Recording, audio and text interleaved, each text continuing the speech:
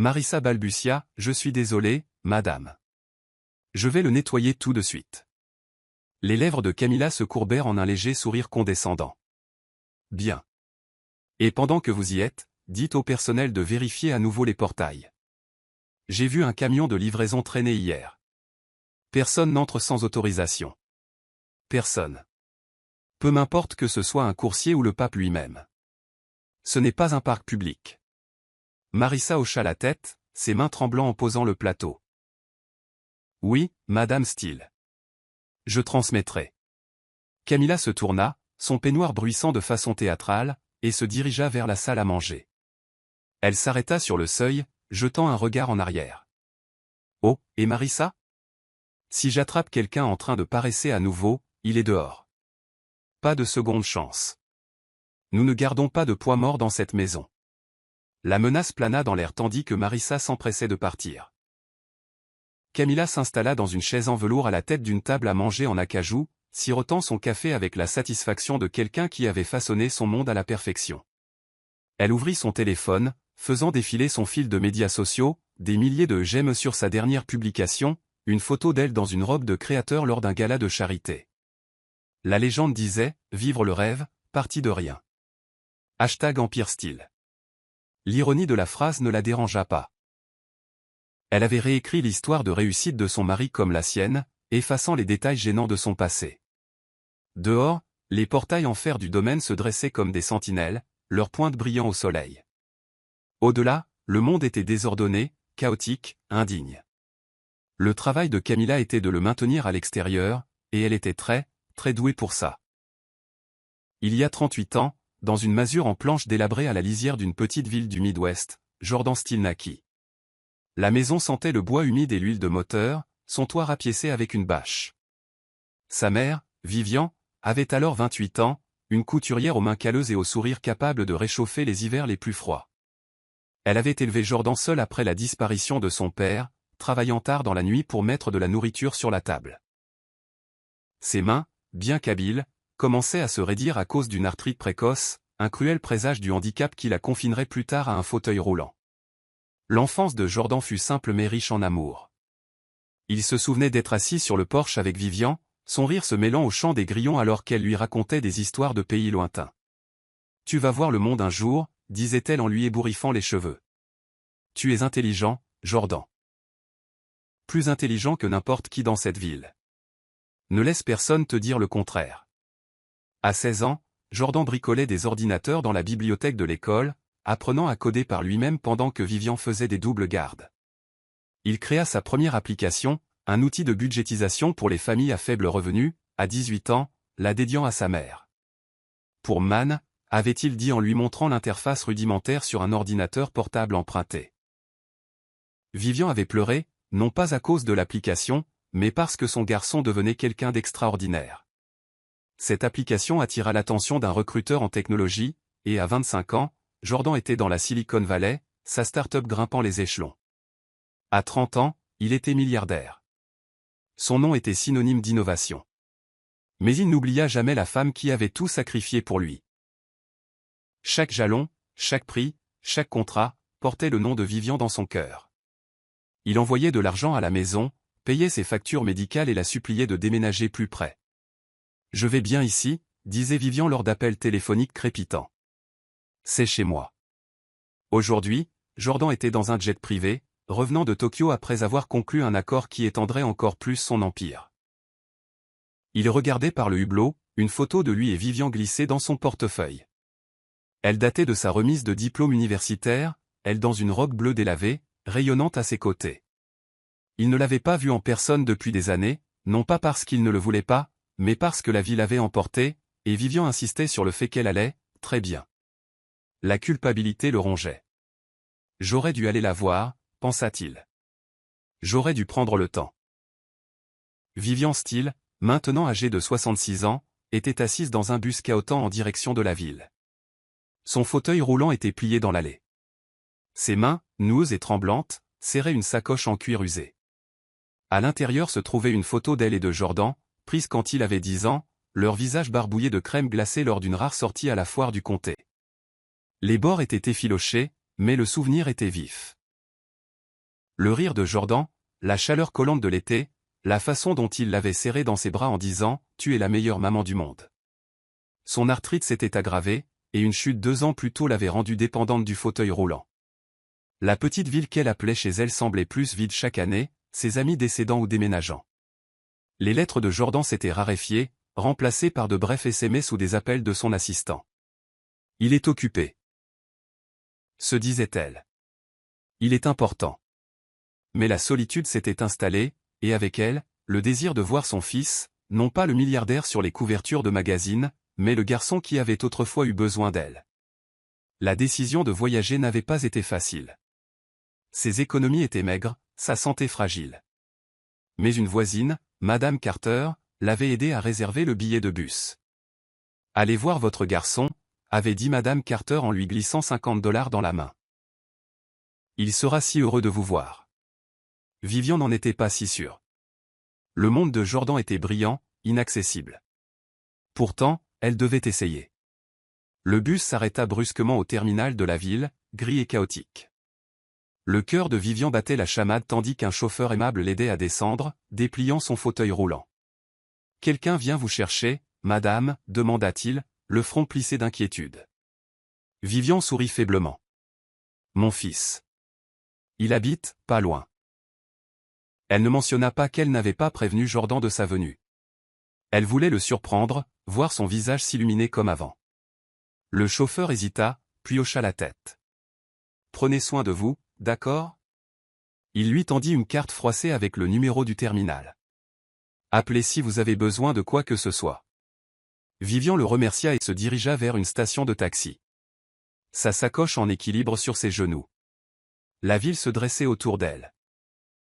Des gratte-ciel comme des géants, des klaxons retentissants, des gens pressés passant sans un regard. Elle se sentit petite, déplacée, mais la photo dans son sac lui donna du courage. Juste un regard sur lui, pensa-t-elle.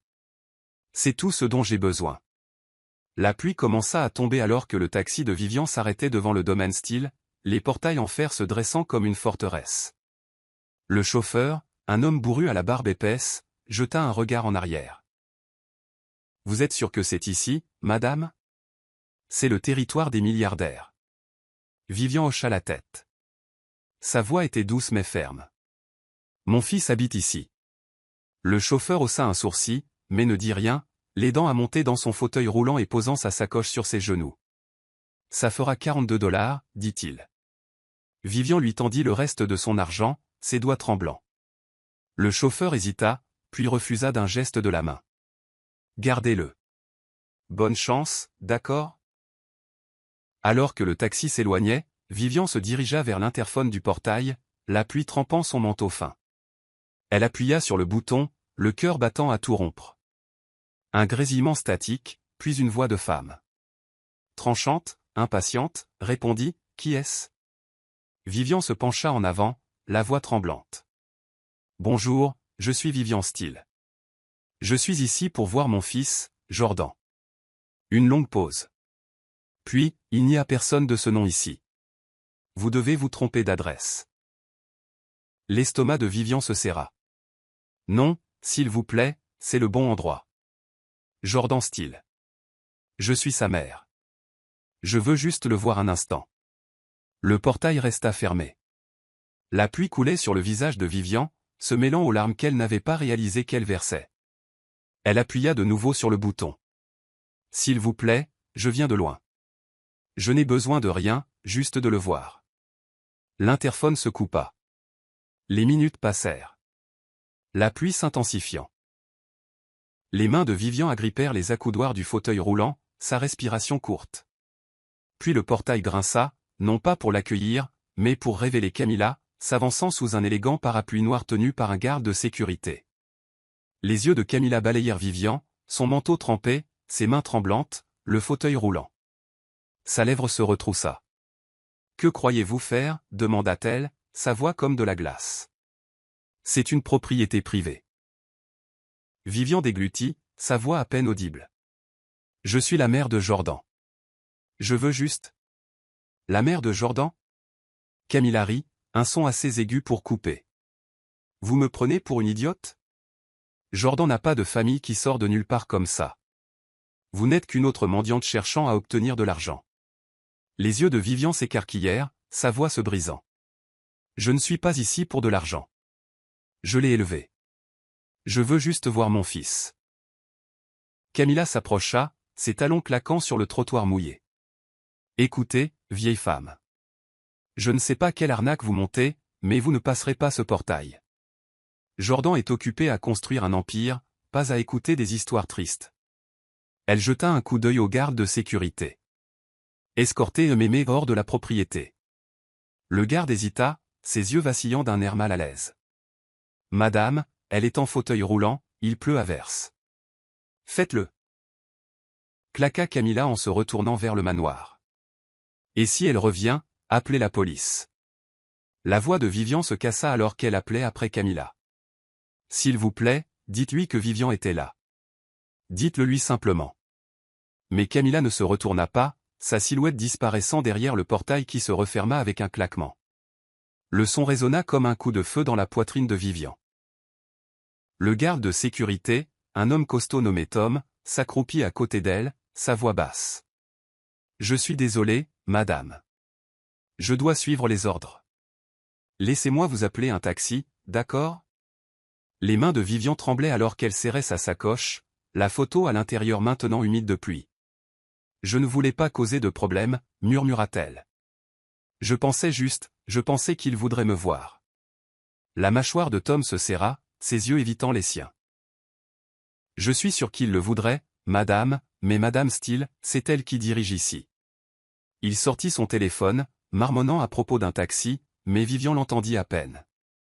Son esprit rejouait les mots de Camilla, mendiante, arnaque, mémé.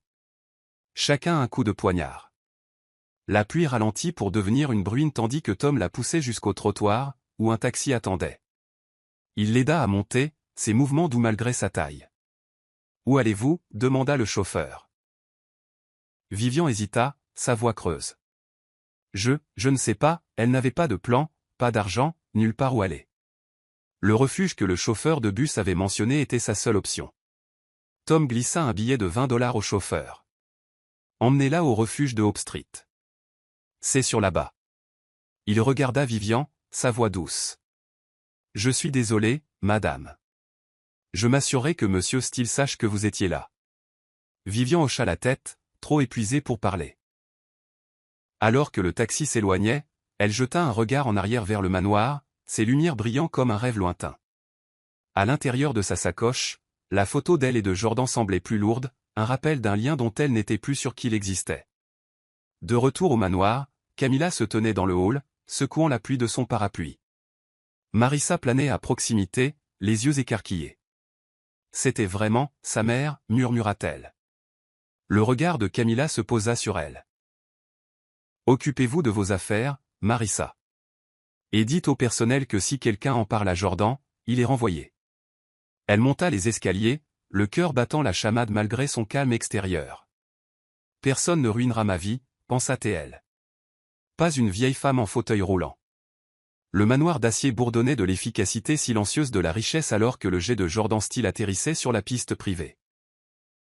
Le soleil de fin d'après-midi projetait de longues ombres sur les pelouses entretenues du domaine, et à l'intérieur, Camilla orchestrait son prochain coup. Elle se tenait dans la suite principale, ajustant un collier de diamants devant un miroir doré, son reflet impeccable mais son esprit en ébullition. La visite de Vivian l'avait plus secouée qu'elle ne l'admettrait. La voix frêle de la vieille femme, son insistance à être la mère de Jordan, c'était une fissure dans la façade parfaite que Camilla avait construite. Elle ne pouvait pas la laisser s'étendre. En bas, la porte d'entrée s'ouvrit, et la voix de Jordan résonna dans le hall. Camilla, je suis rentré. Son ton était chaleureux mais fatigué, le poids d'un voyage d'affaires d'une semaine évident. Camilla lissa sa robe, une pièce noire et élégante qui épousait ses courbes, et descendit le grand escalier avec une grâce étudiée. Jordan se tenait dans le hall, desserrant sa cravate, ses cheveux sombres légèrement ébouriffés. À 38 ans, il était toujours d'une beauté saisissante, avec des traits fins adoucis par l'humilité de ses racines. Mais aujourd'hui, ses yeux portaient une lueur de distraction. « Chérie », ronronna Camilla en l'enlaçant. « Tu es rentré plus tôt. » Comment était Tokyo? Jordan l'embrassa sur le front, mais son étreinte fut brève. Épuisant. J'ai signé le contrat, cependant. On s'étend en Asie au prochain trimestre. Il posa sa mallette, jetant un coup d'œil autour de lui. Tout va bien ici? Le sourire de Camilla ne vacilla pas, mais son pouce accéléra. Parfait, comme toujours. Juste les problèmes habituels de personnel, la planification du gala. Rien dont tu aies à te soucier. Elle le guida vers la salle à manger, où un dîner aux chandelles attendait. Viens, j'ai demandé au chef de préparer ton plat préféré. Alors qu'il s'asseyait, le téléphone de Jordan vibra. Il y jeta un œil, un appel manqué d'un numéro inconnu. Il fronça les sourcils, puis le mit de côté. Quelqu'un est passé pendant mon absence, demanda-t-il en coupant son steak. J'ai reçu un message vocal bizarre de quelqu'un du terminal, me demandant si j'attendais un visiteur. La fourchette de Camilla s'arrêta en plein vol. Son cœur fit un bond. Elle se reprit rapidement, riant légèrement. Oh, juste un vendeur. Tu sais comment ils sont, toujours à essayer de se faufiler devant le portail avec leurs brochures. J'ai demandé à la sécurité de s'en occuper. Elle prit sa main, son contact s'attardant. Tu es trop important pour être dérangé par ces bêtises. Jordan hocha la tête, mais son front se plissa. Des vendeurs au portail? C'est nouveau.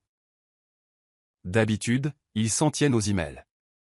Ils deviennent plus audacieux, dit Camilla avec aisance en sirotant son vin. Ne t'inquiète pas, j'ai la situation sous contrôle. Personne n'entre sans mon accord. Elle se pencha en avant, sa voix s'adoucissant. Concentre-toi sur l'Empire, Jordan. Laisse-moi gérer les affaires domestiques. Il sourit, mais le sourire n'atteignit pas ses yeux. Tu es trop bonne pour moi, Cam. Il prit une autre bouchée, son esprit clairement ailleurs. Camilla le regarda, ses doigts se resserrant sur son verre. Elle avait enterré la visite de Vivian pour le moment, mais les questions de Jordan étaient un avertissement. Elle devait resserrer son emprise sur le récit, et vite. Au refuge de Hope Street, l'air sentait l'eau de Javel et le café instantané. Vivian était assise dans un coin de la salle commune, son fauteuil roulant garé à côté d'un canapé affaissé. Son manteau, encore humide de la pluie, était suspendu à la coudoir, et sa sacoche reposait sur ses genoux. Le refuge était une cacophonie de tout, de conversations murmurées et de cliquetis de plateau, mais Vivian était silencieuse, les yeux fixés sur la photo d'elle et de Jordan. Le souvenir des mots cruels de Camilla, mendiante, arnaque, la piquait comme une blessure fraîche. Dehors, Tom, le garde de sécurité qui l'avait escorté, était assis dans sa berline cabossée, agrippant le volant. Il s'était rendu au refuge pendant sa pause déjeuner, la culpabilité le rongeant. Il avait 45 ans, était père de 2 enfants, et le travail chez les Steele payait bien, trop bien pour risquer de le perdre. Mais la voix tremblante de Vivian, son visage strié de larmes, l'avait hanté toute la nuit. Il avait vu la ressemblance avec Jordan dans ses yeux, la même force tranquille. Elle ne mentait pas, pensa-t-il. C'était sa mère. Tom frappa à la porte du refuge, son uniforme troqué contre une veste simple pour ne pas attirer l'attention. Une bénévole, une femme nerveuse aux tresses grises, le laissa entrer. « Vous venez faire du bénévolat » demanda-t-elle. « Non, madame, dit Tom, la voix basse. Je cherche quelqu'un, une dame âgée, en fauteuil roulant, arrivée hier. » La bénévole hocha la tête, désignant Vivian. C'est elle, elle reste dans son coin. Vous êtes de la famille? Tom secoua la tête. Juste quelqu'un qui lui doit des excuses. Il s'approcha de Vivian, ses bottes lourdes sur le sol en linoléum. Elle leva les yeux, qui s'écarquillèrent de reconnaissance. Madame, commença Tom en s'accroupissant à côté d'elle. Je suis tellement désolé pour hier. Je n'avais pas le choix. Madame Steele, elle est stricte. Les lèvres de Vivian tremblèrent, mais elle réussit à esquisser un petit sourire. Ce n'est rien, jeune homme. Vous faisiez votre travail. La mâchoire de Tom se serra. Ce n'est pas rien. J'ai vu votre visage. Je sais que vous dites la vérité à propos de Monsieur Steele. Il regarda autour de lui, baissant la voix. Je veux aider. Je ne peux pas m'opposer à elle directement. Elle me renverrait et mes enfants, mais je trouverai un moyen de lui faire passer le mot. Je vous le promets. Les yeux de Vivian se remplirent de larmes. Vous êtes gentil, mais je ne veux pas de problème pour vous. Je voulais juste voir mon garçon. C'est peut-être mieux ainsi. Tom secoua la tête. Non, madame. Il mérite de savoir que vous êtes là. Je trouverai une solution. Il hésita, puis sortit un billet de $10 froissé de sa poche. Prenez-vous un café ou quelque chose. Ce n'est pas grand-chose, mais... Vivian repoussa doucement l'argent. Gardez-le pour vos enfants. Votre gentillesse est suffisante. Elle fit une pause, sa voix douce. Si vous voyez Jordan, dites-lui simplement. Sa mère l'aime. C'est tout. Tom hocha la tête, la gorge serrée. En partant, il se jura de trouver un moyen d'atteindre Jordan, sans tout perdre. De retour au refuge, Vivian s'assit près d'une petite fenêtre, la lumière du soir projetant des ombres sur son visage. La pièce s'était calmée, la plupart des résidents s'installant pour la nuit. Elle sortit un carnet de sa sacoche, ses pages jaunies et gondolées. C'était son journal, une habitude qu'elle avait gardée depuis que Jordan était un garçon, rempli de lettres qu'elle n'avait jamais envoyées. Elle ouvrit une page blanche, son stylo tremblant alors qu'elle commençait à écrire. « Cher Jordan, je suis venu te voir aujourd'hui. Je voulais te dire que je suis fier de toi, que je l'ai toujours été. Mais je n'ai pas pu passer le portail. Ta femme, elle ne me connaissait pas. Peut-être qu'elle a raison de te protéger. Tu as construit une grande vie, et je ne suis qu'un petit morceau du passé. Je ne veux pas être un fardeau pour toi. J'avais juste besoin de voir ton sourire une fois de plus. » Elle s'arrêta, les larmes tachant l'encre. Le souvenir du ricanement de Camilla, du claquement du portail, des difficultés de sa petite ville. L'avait-elle trahi en venant ici, en traînant son corps brisé dans son monde parfait? Une jeune bénévole, Mia, s'approcha avec un plateau de thé. « Ça va, mademoiselle Vivian ?» demanda-t-elle, sa voix douce. Elle avait 19 ans, des yeux vifs et un don pour remarquer les plus discrets. Vivian ferma le carnet, forçant un sourire. « J'écris juste à mon fils. Il est loin. » Mia s'assit à côté d'elle, posant le plateau. « Il doit vous manquer. Comment est-il » Le visage de Vivian s'adoucit. « Il est gentil, intelligent. Quand il était petit, il réparait des choses, des radios, des grille-pains, tout ce qui était cassé. Il disait qu'il réparerait le monde un jour. » Elle rit doucement, puis soupira. « Je ne l'ai pas vu depuis des années. Il est occupé maintenant, important. » Mia pencha la tête. « Occupé ou non, je parie qu'il voudrait savoir que vous êtes là. Pourquoi n'envoyez-vous pas cette lettre ?» Vivian secoua la tête. « Je ne veux pas le déranger. Il a une femme, une grande maison. Je ne serai qu'un obstacle. » Mia fronça les sourcils, peu convaincue. « Ma mère dit toujours que la famille n'est jamais un obstacle. Peut-être qu'il attend que vous preniez contact. » Vivian regarda par la fenêtre, les lumières de la ville se brouillant à travers ses larmes. « Peut-être, » murmura-t-elle. Mais elle rangea le carnet, décidant de laisser la nouvelle vie de Jordan intacte. Pour l'instant, son amour resterait silencieux, enfermé dans l'encre et la mémoire. Le lendemain matin, Camilla organisait son brunch hebdomadaire dans la véranda ensoleillée du manoir, une oasis aux murs de verre remplis d'orchidées et du tintement des flûtes de champagne. Ses invités, 5 femmes de l'élite sociale de la ville, se prélassaient sur des chaises rembourrées, leur rire aussi poli que leur sac de créateur. Camilla, dans une combinaison crème qui coûtait plus que le loyer de la plupart des gens, tenait salon, sa voix suintant de charme. « Mesdames, dit-elle en levant son verre, à une autre semaine à diriger le monde, ou du moins cette ville. » Les femmes rirent, bien que leurs yeux fussent vifs, toujours à l'affût d'un faux pas. Sienna, une héritière de la technologie portée sur les ragots, se pencha en avant. « Camilla, tes plans pour le gala sont divins. Mais dis-moi, comment gardes-tu Jordan si, terre à terre? Tout cet argent, et il est toujours si normal. » Le sourire de Camilla se crispa. Elle détestait qu'on évoque l'humilité de Jordan, cela jurait avec son image soigneusement cultivée. « Oh, ce n'est pas difficile, » dit-elle en agitant la main. « Je lui rappelle où est sa place. Il vient peut-être de rien, mais je me suis assuré qu'il est maintenant entouré de quelque chose. » Elle désigna la pièce, ses bagues captant la lumière. Fini les bêtises de petite ville.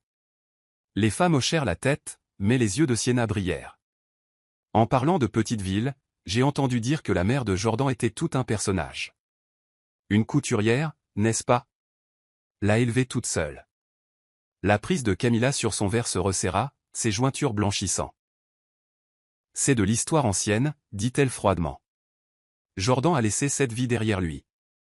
On ne s'attarde pas là-dessus. Une autre invitée, Élise, une influenceuse de mode, gloussa. Heureusement, d'ailleurs. Vous imaginez? Une vieille dame poussiéreuse qui débarque ici, s'attendant à une aumône de Camilla. La table éclata de rire, mais le sourire de Camilla était un masque.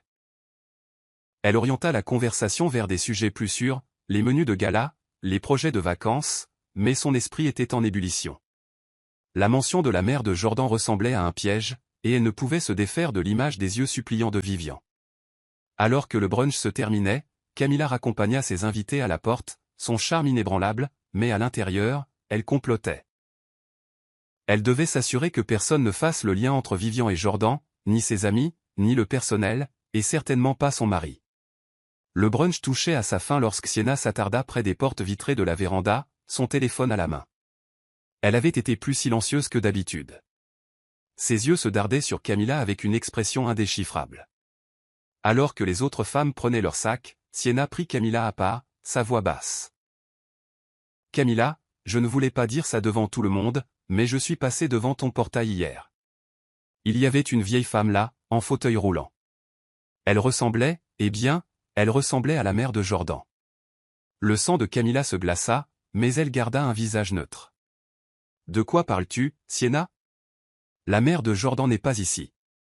Elle est ailleurs, probablement morte, pour ce qu'on en sait. » Sienna haussa un sourcil, peu convaincue.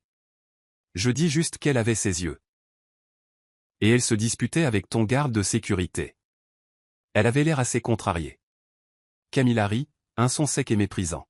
« Oh, Sienna, tu es trop dramatique. » C'était probablement une sans-abri qui causait des problèmes.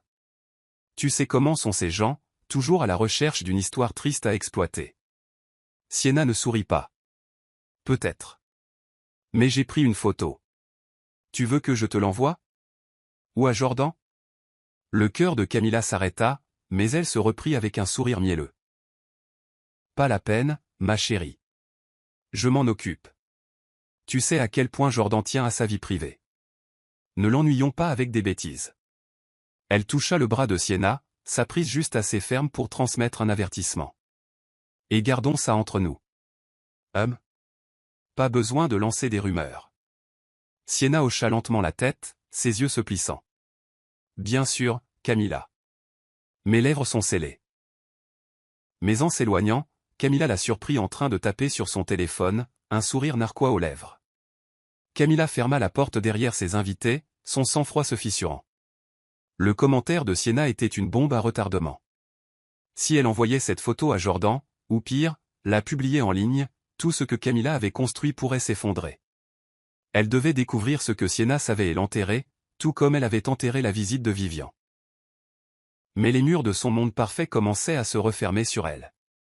Le refuge de Hope Street était un patchwork d'espoir fané, ses murs tapissés d'affiches décollées sur les salons de l'emploi et les cliniques gratuites. Vivian était assise dans la salle commune, son fauteuil roulant rangé à côté d'une table bancale, sirotant un thé faible dans une tasse ébréchée. Sa sacoche reposait sur ses genoux, la photo d'elle et de Jordan en sécurité à l'intérieur, un talisman contre la douleur dans sa poitrine. Le refuge était plus calme ce matin, le vacarme habituel adouci par le crépitement de la pluie à l'extérieur.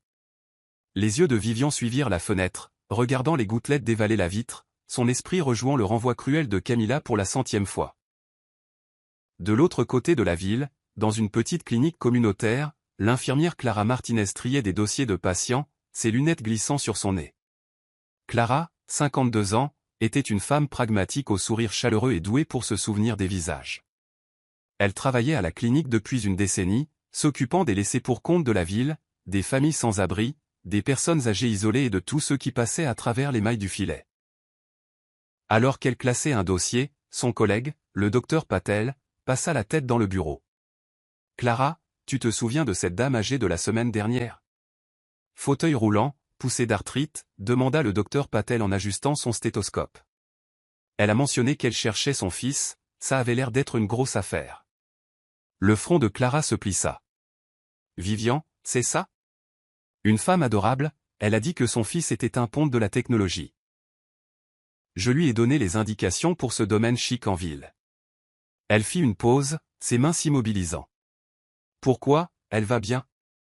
Le docteur Patel haussa les épaules.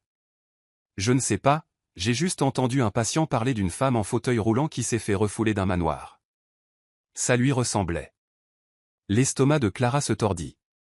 Elle avait immédiatement apprécié Vivian. Sa dignité tranquille, la façon dont ses yeux s'illuminaient quand elle parlait de son fils. Refoulé. C'est affreux. Elle a fait tout ce chemin pour le voir. Clara jeta un œil à l'horloge. Son service se terminait dans 1 heure, et le refuge n'était pas loin.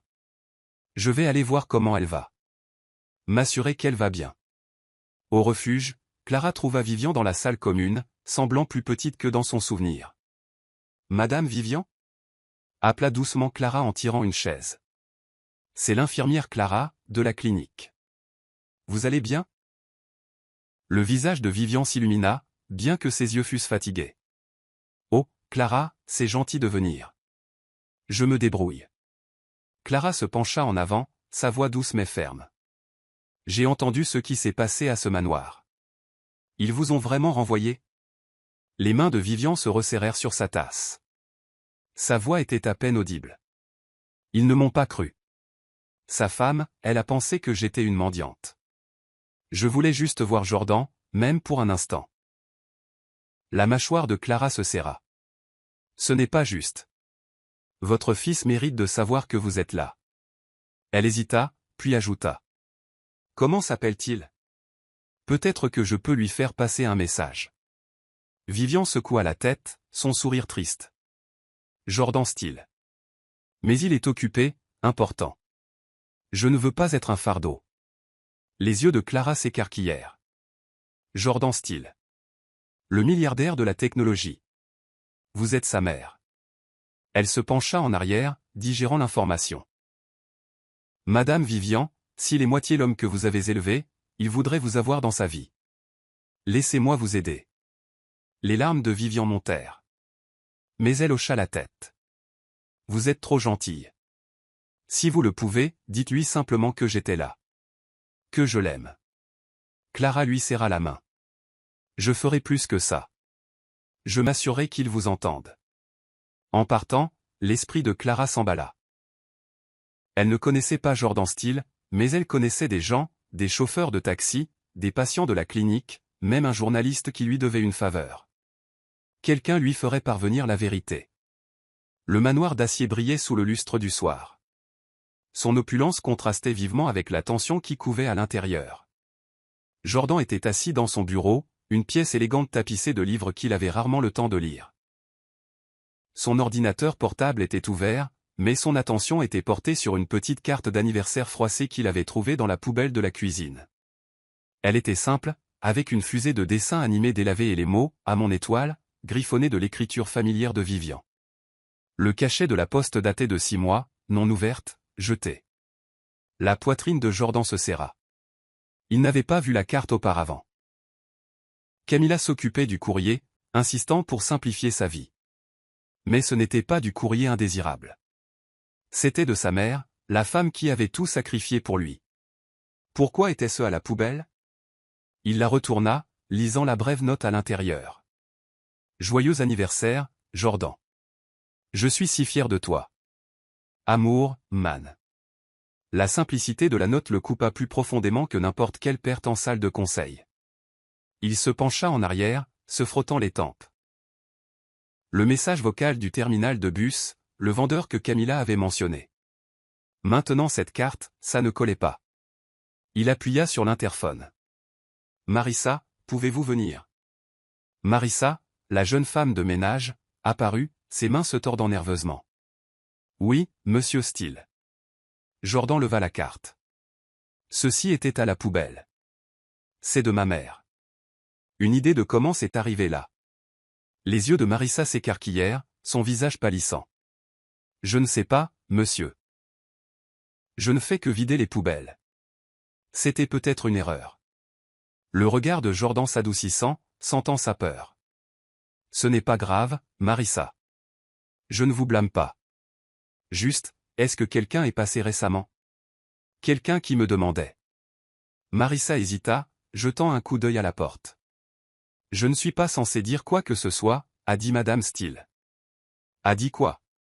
La voix de Jordan était calme mais ferme. Ses yeux fouillant les siens. Marissa déglutit, sa voix un murmure. Il y avait une femme.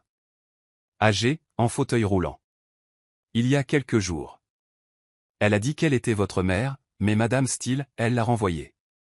Le souffle de Jordan se coupa. Sa main se resserrant sur la carte. Ma mère, ici.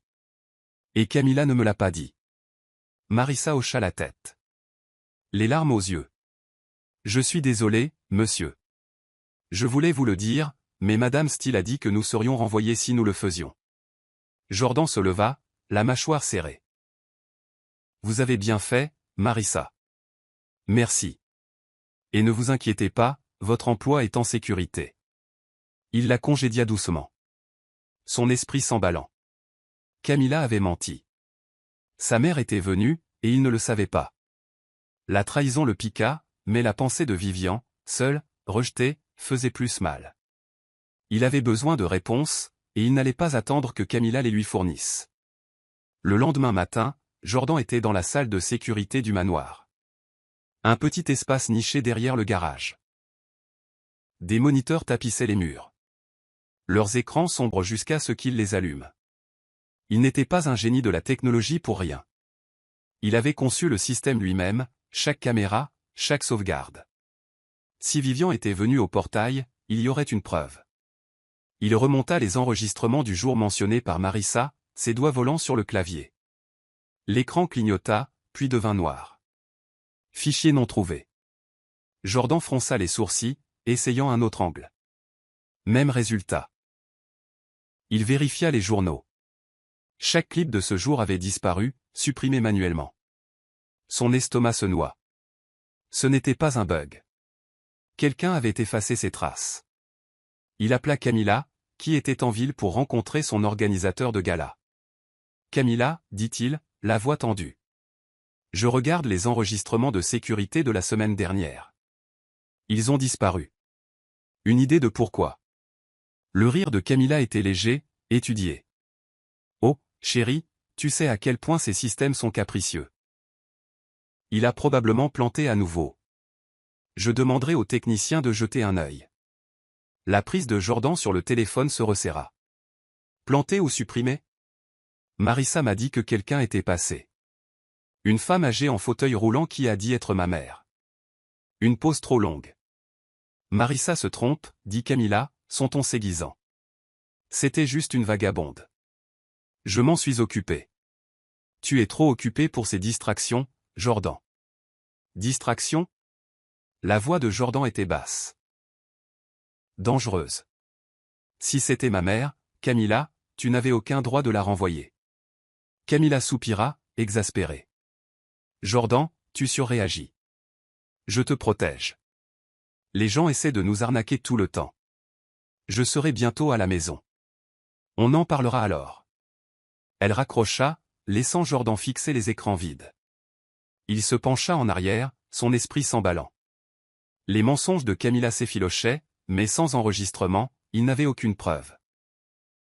Il devait savoir si Vivian était toujours en ville, si elle était en sécurité.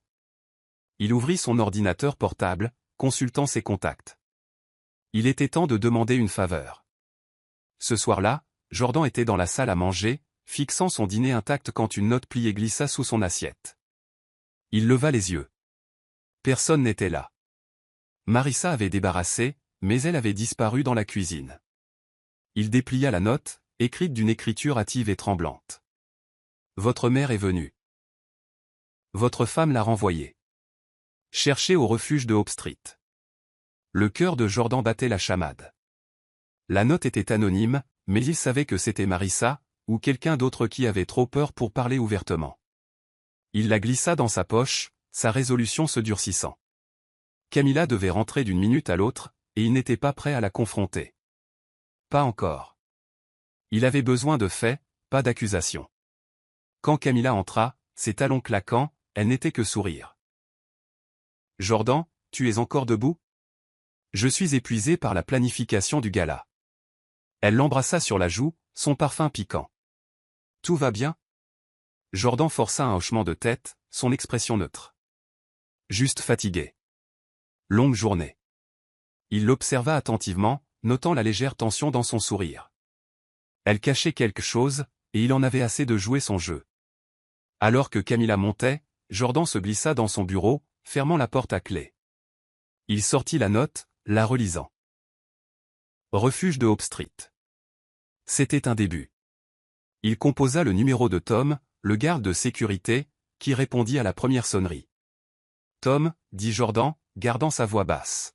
« J'ai besoin que vous soyez honnête avec moi. Est-ce qu'une femme âgée en fauteuil roulant est venue au portail la semaine dernière ?»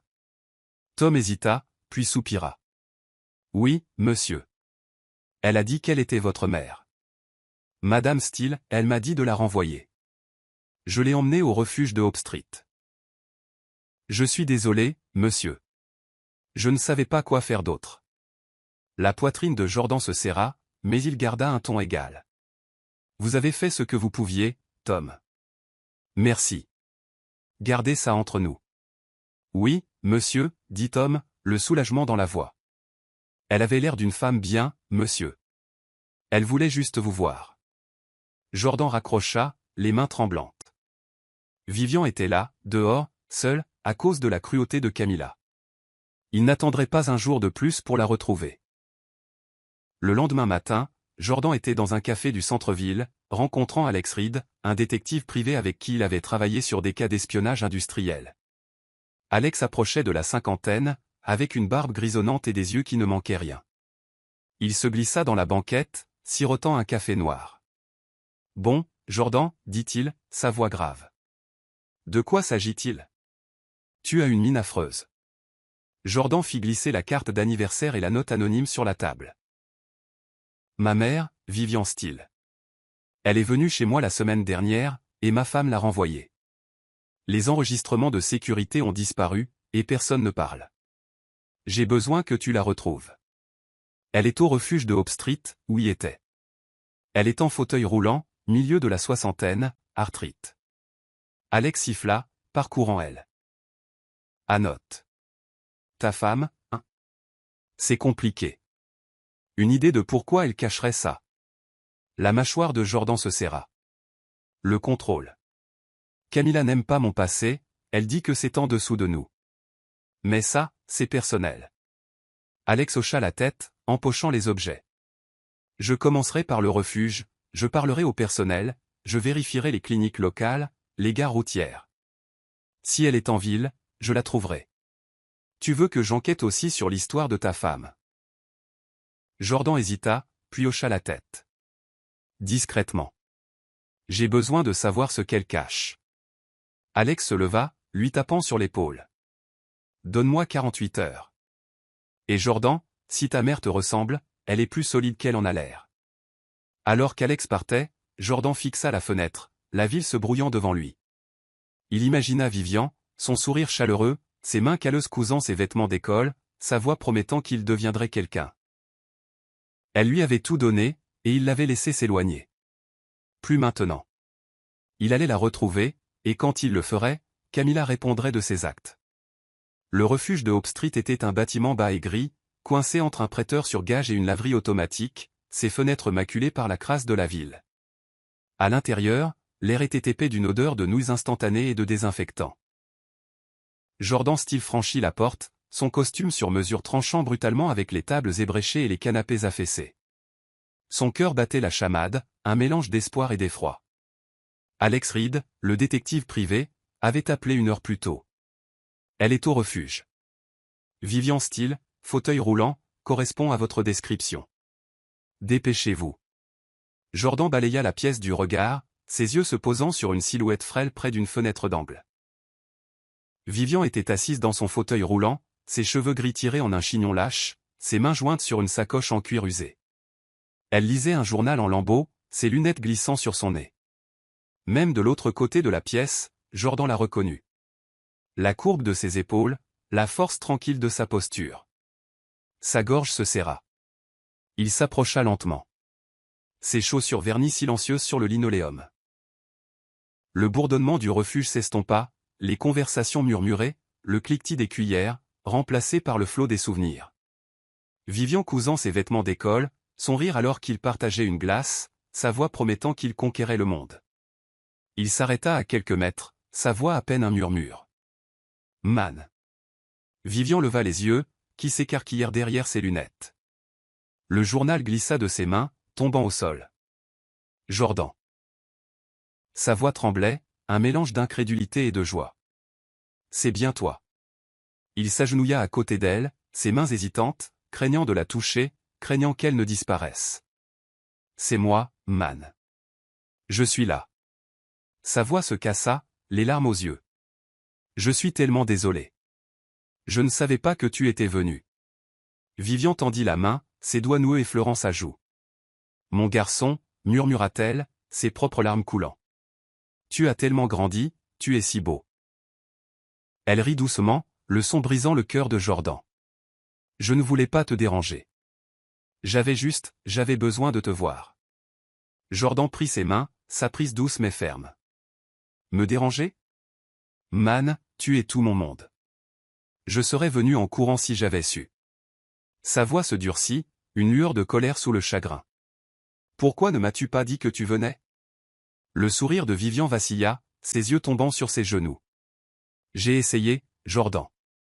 Je suis allé chez toi. Mais... Ta femme, elle ne me connaissait pas. Elle a pensé que j'étais. Elle s'interrompit, sa voix faible. Elle m'a renvoyé. La mâchoire de Jordan se serra, ses mains se resserrant sur les siennes. Camilla, dit-il, le nom un grondement sourd. Qu'est-ce qu'elle t'a dit? Vivian hésita, ses doigts tremblants.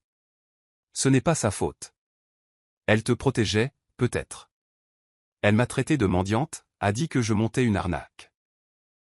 Je ne voulais pas causer de problème, alors je suis parti. Les yeux de Jordan s'assombrirent. Une tempête se préparant. Des problèmes? Man, tu es ma mère. Elle n'avait aucun droit.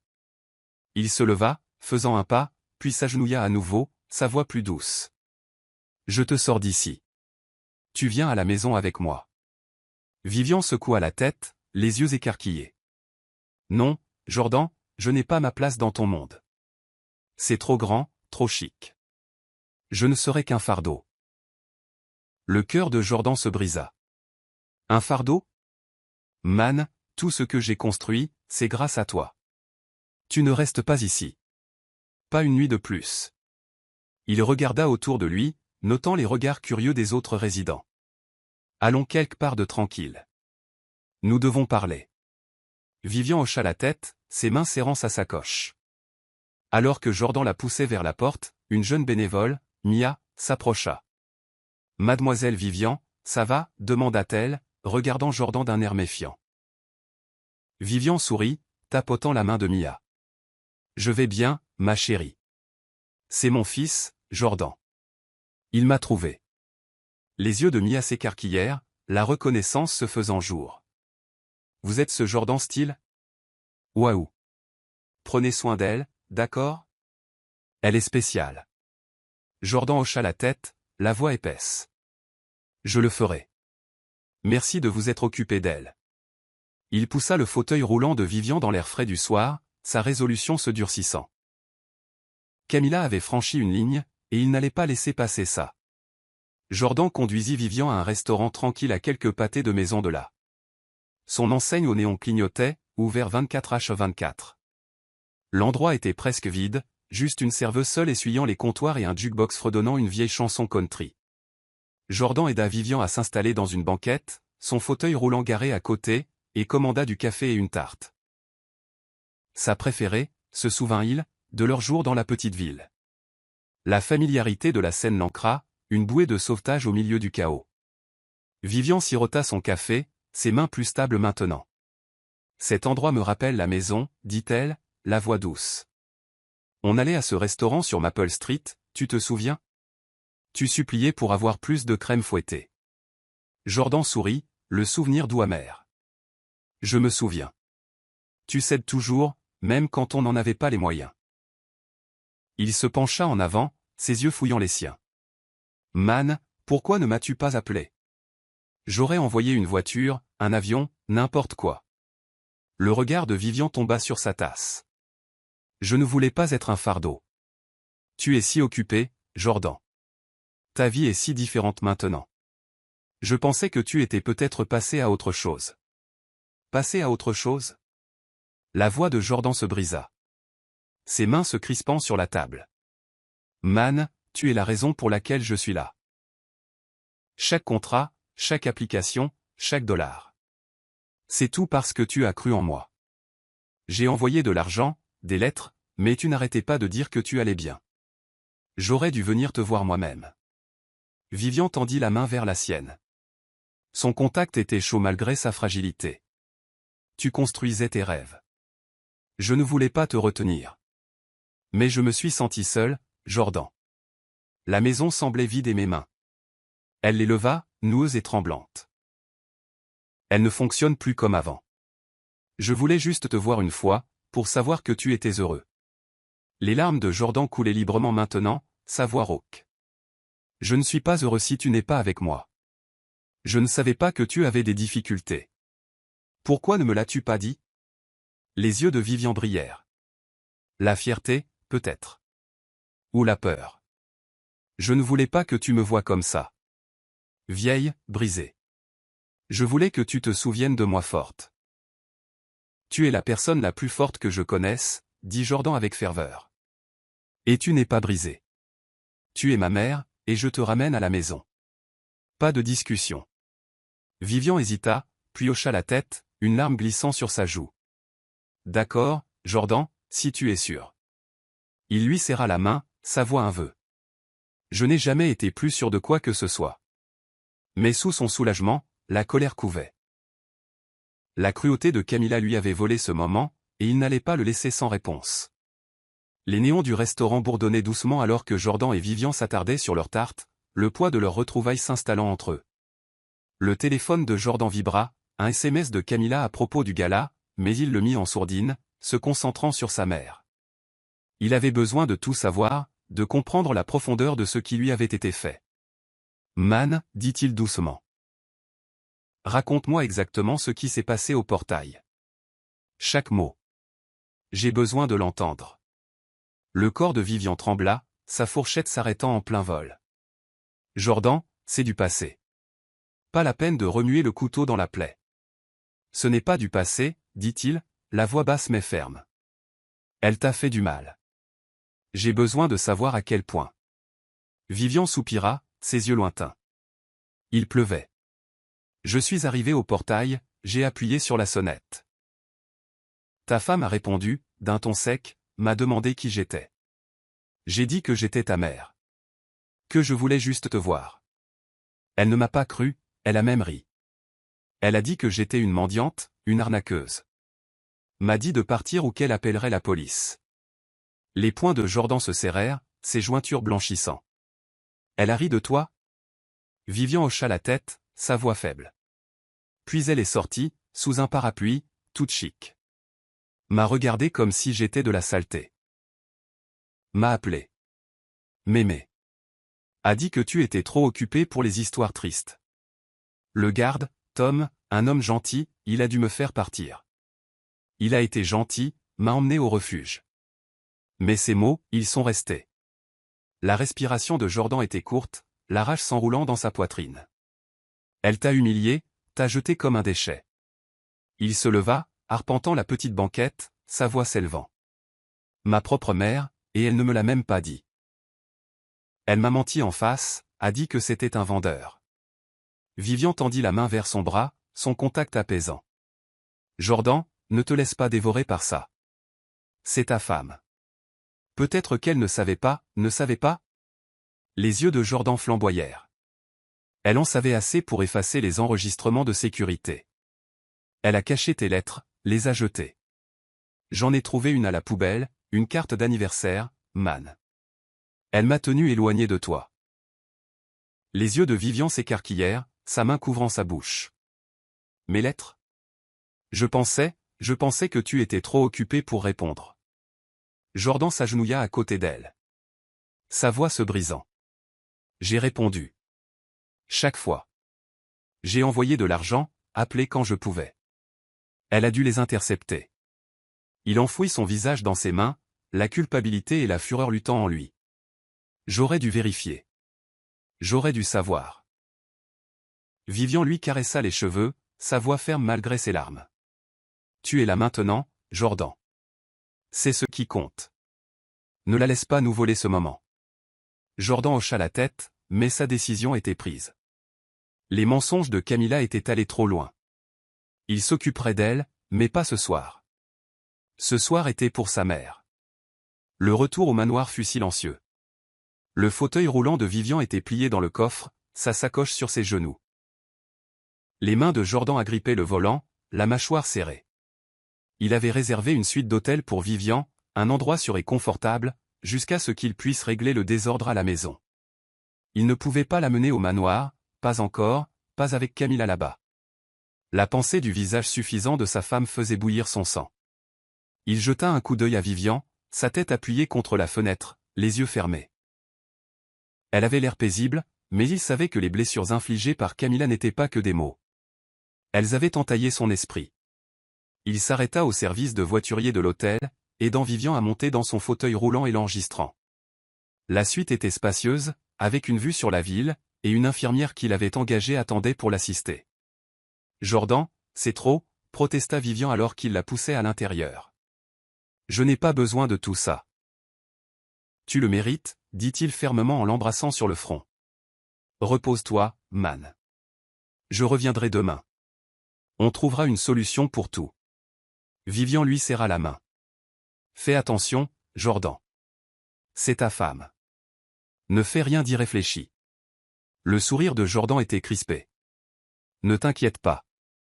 Je gère. Mais en partant, son calme se fissura. La rage qu'il avait contenue au restaurant déferla, un raz-de-marée qu'il pouvait à peine contenir.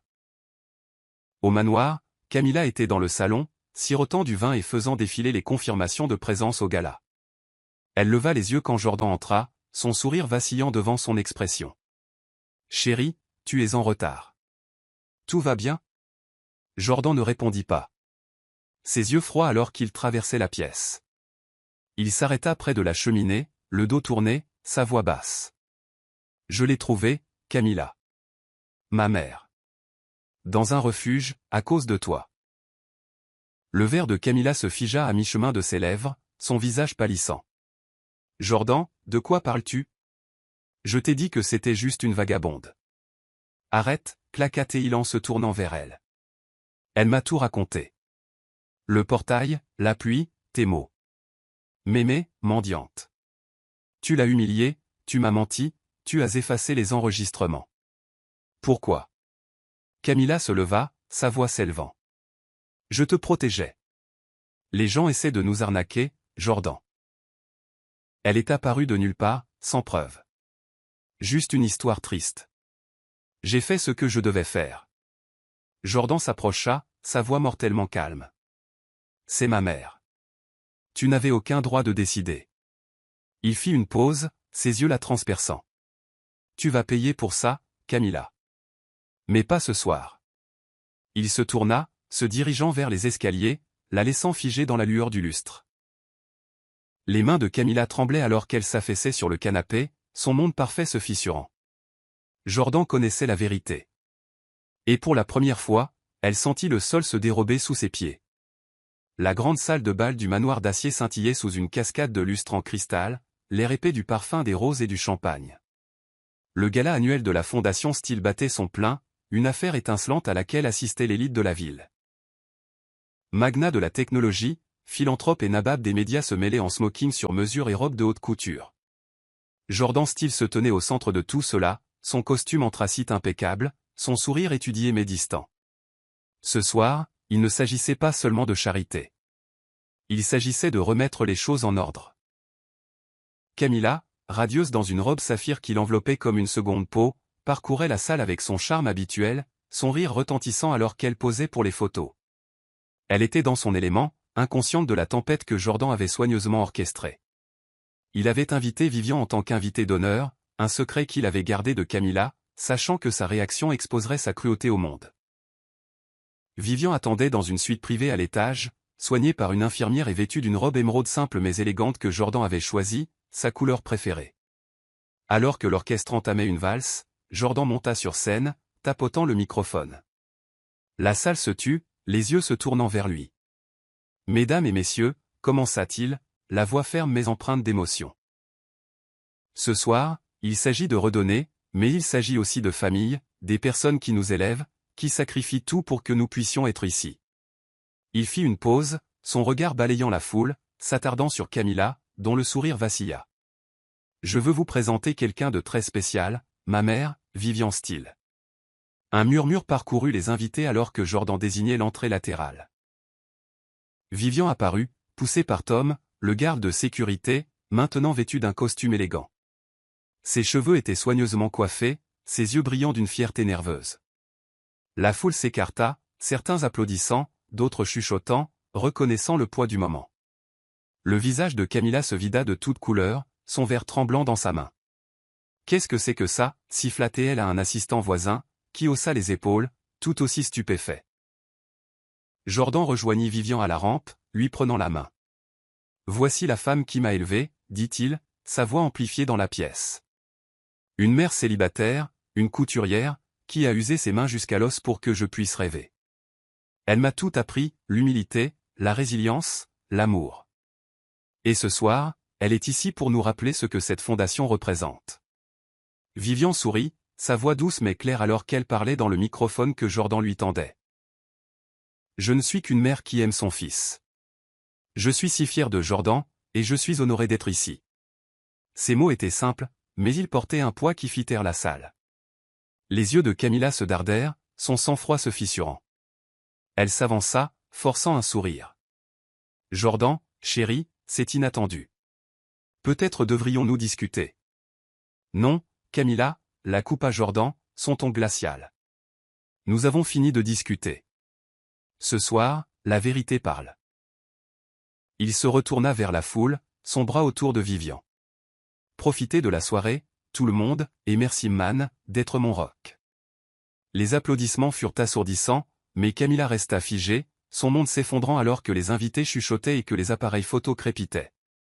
Elle savait que ce n'était pas un accident. Jordan avait tendu un piège, et elle était tombée dedans.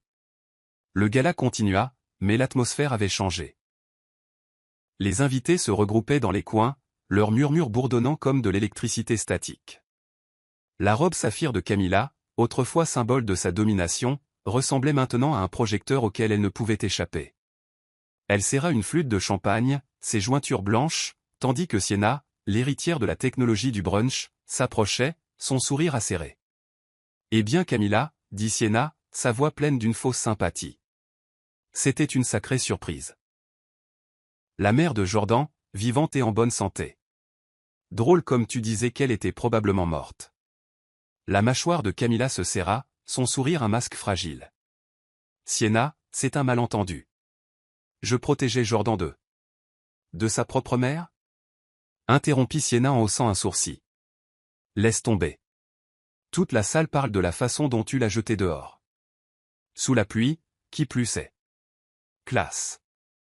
Elle se pencha plus près, sa voix un murmure. J'ai envoyé cette photo à un ami au Chronicle. Ils vont publier ça demain. Le souffle de Camilla se coupa, ses yeux se plissant. Tu n'oserais pas, oh, si, dit Sienna en sirotant sa boisson. Tu as été la reine de la ruche trop longtemps, Camilla. Il est temps de revenir à la réalité. Elle s'éloigna nonchalamment, laissant Camilla sous le choc. De l'autre côté de la pièce, Jordan se tenait avec Vivian, la présentant à un groupe de donateurs. La chaleur de Vivian les charmait, ses histoires sur l'enfance de Jordan suscitant des rires et des hochements de tête. Mais les yeux de Jordan ne cessaient de se tourner vers Camilla, notant ses sourires étranges, ses murmures précipités aux assistants. Il se pencha vers Vivian, sa voix basse. « Ça va, man ? C'est beaucoup à encaisser. » Vivian lui serra la main, ses yeux brillants. « Je vais bien, Jordan. Je suis juste heureuse d'être ici avec toi.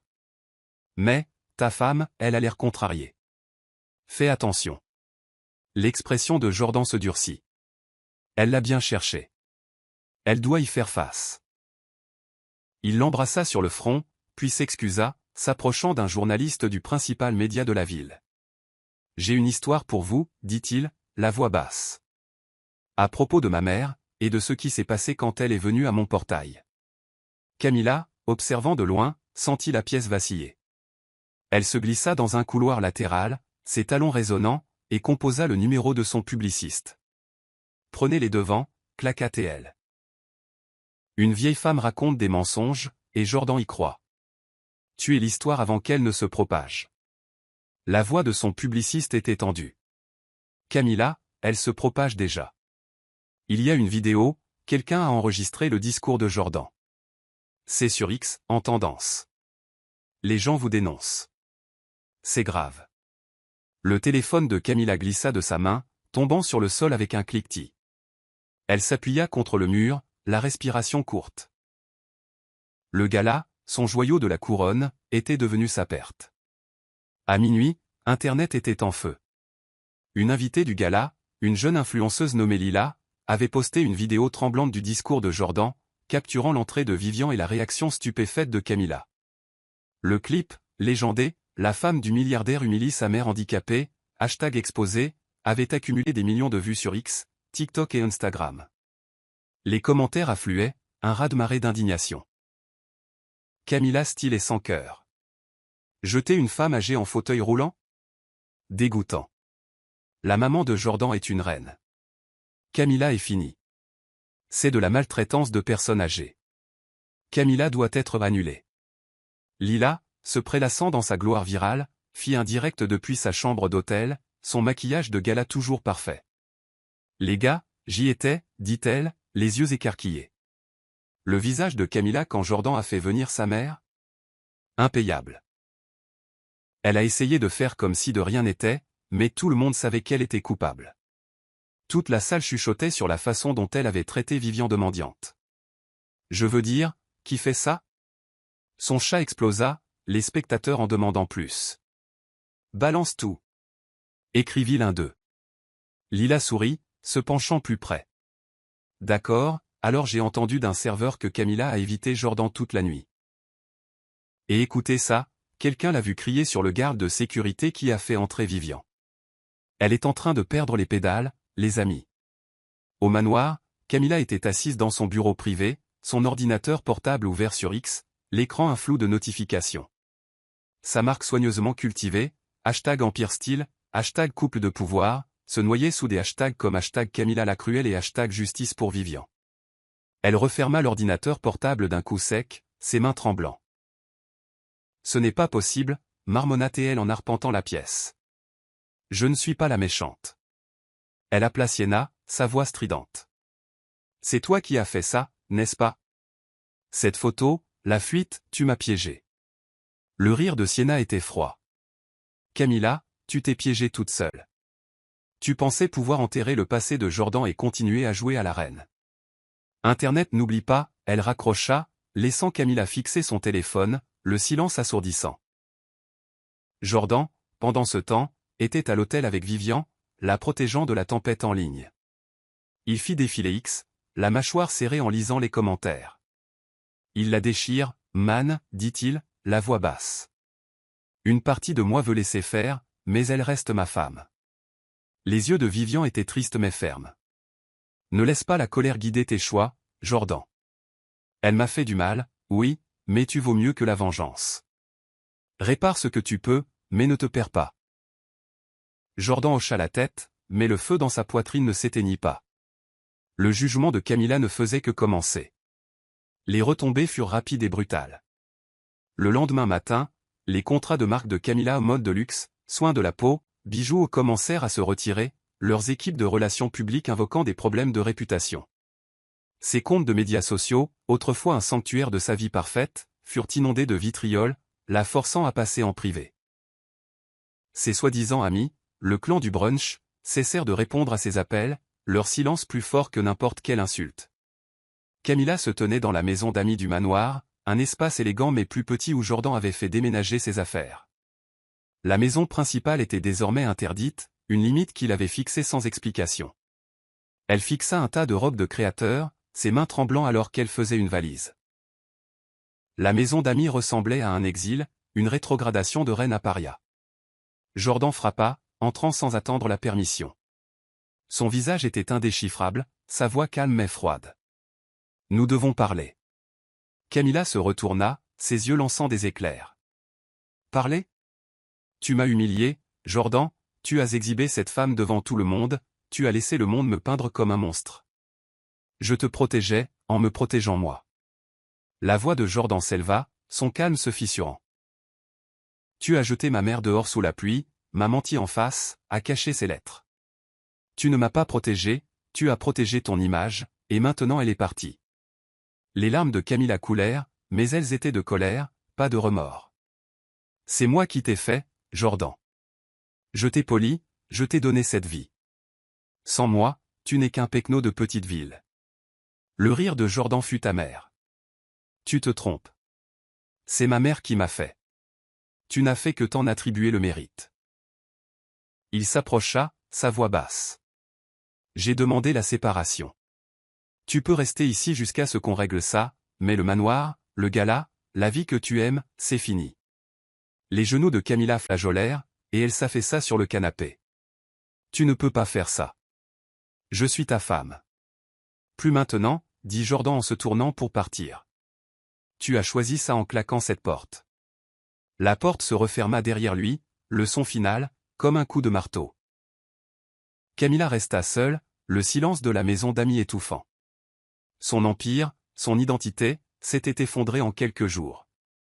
Elle serra son téléphone, faisant défiler les dernières notifications, chacune un clou dans son cercueil. Elle avait tout perdu, son statut, ses amis, son mari. Et au fond d'elle, elle savait qu'elle l'avait mérité. Des mois plus tard, le manoir d'acier était transformé. Jordan avait investi des millions dans une aile privée pour Vivian, un sanctuaire ensoleillé avec de larges portes, une piscine thérapeutique et un jardin où elle pouvait lire. L'aile était dotée d'infirmières, de chefs et d'un chauffeur, assurant son confort et son indépendance. La vieille machine à coudre de Vivian trônait dans un coin douillet, un clin d'œil à son passé, maintenant entouré d'un luxe qu'elle n'avait jamais imaginé. Vivian se promenait dans le jardin, sa main plus stable grâce au nouveau traitement que Jordan avait organisé. Elle s'arrêta près d'un rosier, touchant un pétale. « C'est magnifique, Jordan, » dit-elle en souriant alors qu'il marchait à ses côtés. « Mais tu n'étais pas obligé de faire tout ça.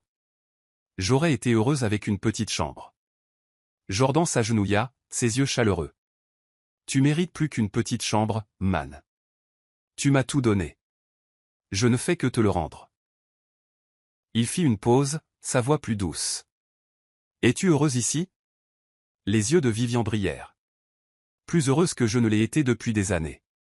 Pas à cause de la maison chic, mais parce que je suis avec toi. » Elle lui serra la main. « Et toi ? Ça a été difficile. » Jordan soupira, jetant un œil à la maison principale. « J'y arrive. » La séparation se finalise. Camilla se bat, mais elle n'a aucun levier. « Je veux juste aller de l'avant, me concentrer sur toi, sur la fondation. » Vivian hocha la tête, sa voix douce. « Tu trouveras ton chemin, Jordan. Tu le trouves toujours.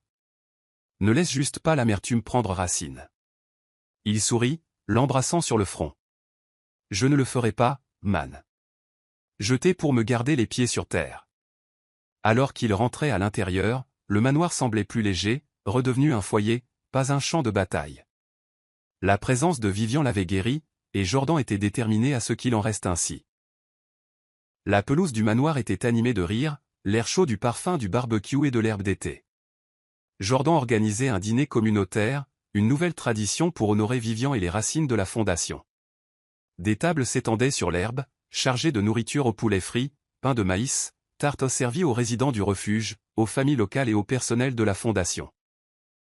Vivian était assise à la table d'honneur, son fauteuil roulant orné d'un petit bouquet, son sourire radieux alors qu'elle discutait avec Mia, la bénévole du refuge, maintenant stagiaire à la fondation.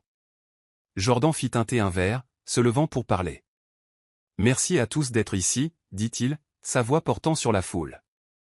Ce n'est pas juste un dîner, c'est une promesse, de s'entraider, de ne jamais oublier d'où nous venons. Il regarda Vivian, ses yeux doux. C'est ma mère qui m'a appris ça. Elle est le cœur de tout ça, et je suis si reconnaissant qu'elle soit là. La foule applaudit, Vivian rougissant tandis que Mia lui serrait la main. Vous êtes une rockstar, Madame Vivian, murmura Mia, la faisant rire. De l'autre côté de la pelouse, Camilla observait depuis la fenêtre de la maison d'amis, son visage un masque de ressentiment et de perte. Elle était un fantôme maintenant, exclue de la vie qu'elle avait autrefois dirigée. Sa valise était faite, elle déménagerait demain, ses avocats surclassés par ceux de Jordan. La vue de Vivian, entourée d'amour, fut un coup final. Camilla se détourna, les rideaux se fermant, sa silhouette s'estompant dans l'insignifiance. Jordan croisa le regard de Tom, le garde maintenant promu chef de la sécurité. « Tu as bien fait, Tom, dit-il en lui tapant sur l'épaule. Merci de l'avoir aidé ce jour-là. Tom sourit, sa culpabilité depuis longtemps disparue. J'ai juste fait ce qui était juste, monsieur. Votre mère est unique. Alors que le soleil se couchait, Jordan s'assit à côté de Vivian, le bavardage de la foule un bourdonnement chaleureux. C'est chez nous maintenant, man, dit-il, la voix basse. Toi et moi, comme avant. Vivian sourit, sa main sur la sienne. Mieux qu'avant, Jordan. Nous sommes de nouveau une famille. Les étoiles apparurent au-dessus, et pour la première fois depuis des années, ils se sentirent tous les deux complets. Je suis content que vous soyez arrivés à la fin. J'espère que vous avez apprécié l'histoire. N'hésitez pas à cliquer généreusement sur le bouton j'aime et à vous abonner pour d'autres récits captivants comme celui-ci. Nous aimerions avoir de vos nouvelles. Quelles leçons avez-vous tirées de cette histoire? Partagez vos pensées dans les commentaires ci-dessous. À la prochaine histoire.